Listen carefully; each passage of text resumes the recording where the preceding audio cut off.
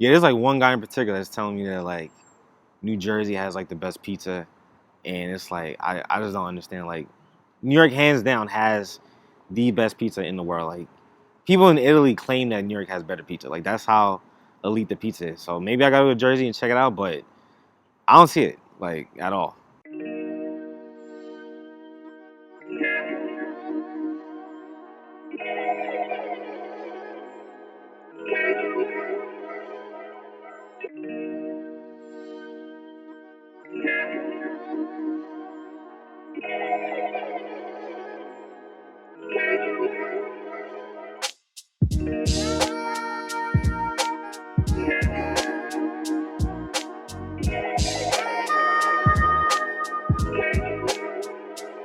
Name's Gregory Alcala from Brooklyn, New York, Canarsie to be exact, and I'm a diehard New York Knicks fan.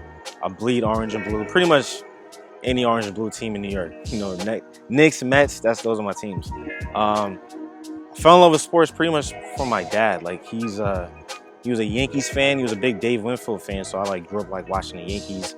Played like Pee Wee baseball, and then he used to like have me and my sister like used to train us in tennis.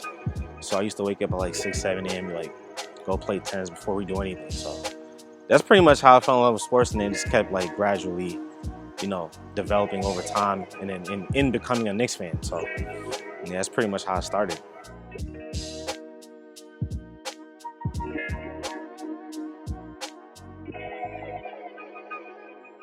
Knicks experience for me has been complete trash. I mean, I probably became a fan in 2000, when I saw my first game at the MS Square Garden. It's been trash for like the better part of over a decade.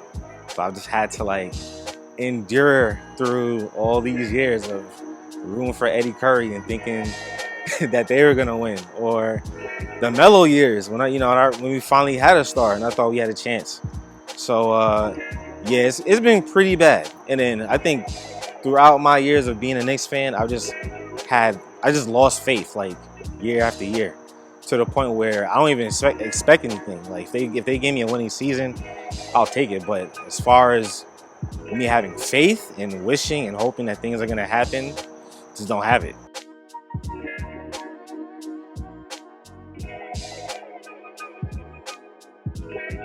Last season for the Knicks was dope. We got the fourth seed in the East. We had home court advantage in the playoffs. So I mean, it was like a tearjerker. Like definitely didn't see that coming, but I knew with Tibbs coming, he was going to change the culture. I knew that there was a possibility that maybe Randle be a little bit better, but I mean, he kind of changed this game and became like one of the best players in the league. Made an All-Star team. R.J. Barrett made a huge jump. We had some nice contributions from the rookies, who were like late picks in the first round, but played like lottery picks. And then all the bench pieces, and then like the Derrick Rose midseason trade was really great and really like propelled the team forward. So yeah, it's one of the best Knicks seasons in a while. And made the playoffs. We had home court advantage, and we played a tough Hawks team that I thought we could beat. But even in the loss, we lost to, it was like 4-1. Even in the loss, like you felt really good about the Knicks season. Like there was nothing you could like really complain about for the effort they played and like how much they played like 110% like every night. So there wasn't really nothing you can complain about, and you just kind of left you happy about how things are going to look going forward, pretty much.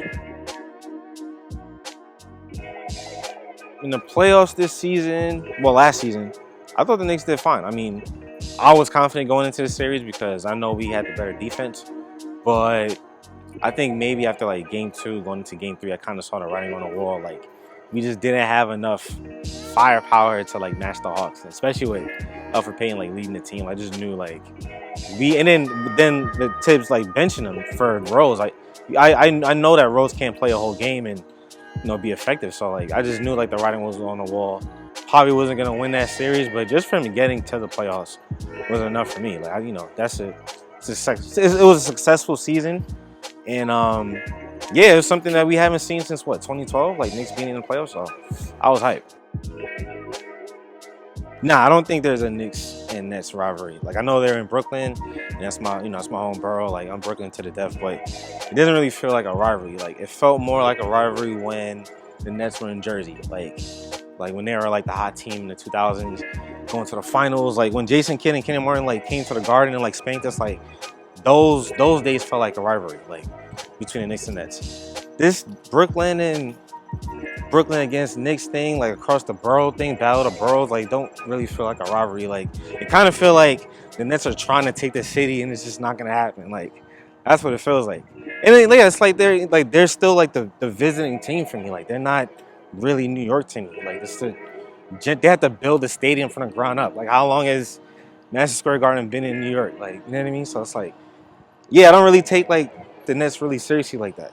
They're trying to buy chips and we're trying to do it the organic way. So, yeah, I don't really see it as like a rivalry. Everyone knows what the real team is. Like, New York is the Knicks have the heart of the city. So, yeah, everyone knows what the real team in New York is. Predictions for the 2021-22 season for the Knicks, I think we'll be fine. I think we're gonna build on what we did last year. I'd say 45 plus wins. I don't know where, but 45 plus wins, top 6 finish. I say we get to the second round this year.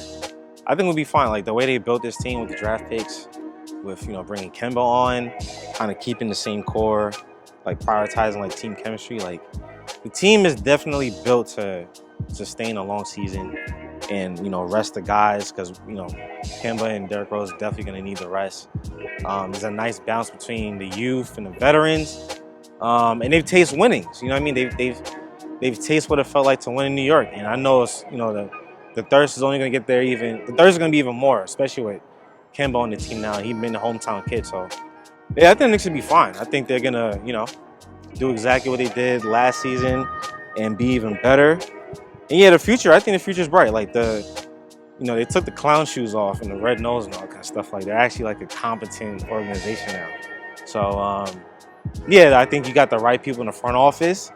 Dolan's keeping his hands behind his back. Got a good coach. Players love. So, yeah, I think the Knicks will be fine. The future's bright for the first time in a long time.